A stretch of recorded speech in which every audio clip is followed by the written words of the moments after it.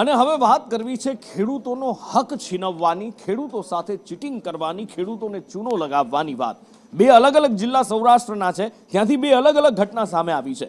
જૂનાગઢ જિલ્લામાંથી મગફળીના બિયારણનું એક કૌભાંડ સામે આવ્યું છે, જેમાં ખેડૂતોને 7/12ના ઉતારા ઉપર જે મગફળી બિયારણ મળતું હોય છે, એ મગફળી બિયારણ બારોબાર વેચી નાખવાની, સગે વગે કરવાની એક રમત પકડવામાં આવી છે। અને બીજી બાજુ ભાવનગરમાં સામે આવ્યું છે કે જ્યાં ખાતરમાંથી ફરી એકવાર કાંકરા નીકળ્યા છે અને ખેડૂતોએ એનો વિડીયો બનાવ્યો છે અને કેવી હાલત છે એ બતાવ્યું છે।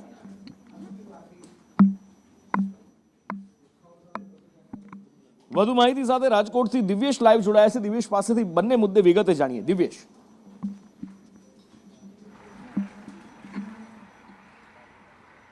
ચોક્કસ નુપુર, વાત કરવામાં આવે તો સરકારની અનેક એવી યોજનાઓ છે કે જે છેવાડાના લોકો સુધી પહોંચતી નથી, ત્યારે જ જે મગફળીનું જે બિયારણ હોય છે તે છેવાડાના ખેડૂત સુધી પહોંચે તે માટે સરકાર દ્વારા યોજના બહાર પાડવામાં આવી હતી।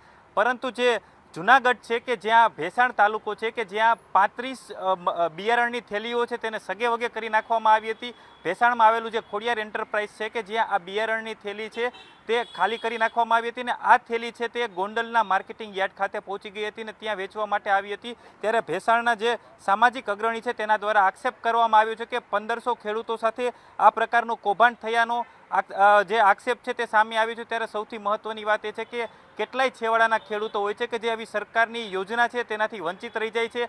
આ જે બિયારણ હતું તેને મફતમાં વિનામૂલ્યે ખેડૂતોને પહોંચાડવાની વાત હતી, પરંતુ જે ભ્રષ્ટાચારી છે કે જે લાલચુડા જે તેના દ્વારા આ જે 35 થેલીઓ છે તેને સગે વગે કરી નાખવામાં આવી છે। તેવી જ રીતે જો વાત કરવામાં આવે તો જે ભાવનગરનું જેસર પંથક છે કે જેમાં બિયારણની થેલી હતી તેમાંથી પથ્થર મળી આવ્યા હતા। આ જે પથ્થર છે તેને 24 કલાક સુધી પાણીમાં રાખવામાં આવ્યા હતા। બિયારણની થેલીમાંથી ખાતર નીકળવું જોઈએ તેના બદલે પથ્થર નીકળ્યા હતા અને 24 કલાક સુધી તેને પાણીમાં રાખવામાં આવ્યા હતા, પરંતુ આ પથ્થર છે તે તળિયા 24 કલાક સુધી પાણીમાં તળિયે જ રાખ્યા। એટલે ક્યાંક ને ક્યાંક કહી શકાય કે આ કૌભાંડ છે તેને આચરવામાં આવી રહ્યું છે। નુપુર, અને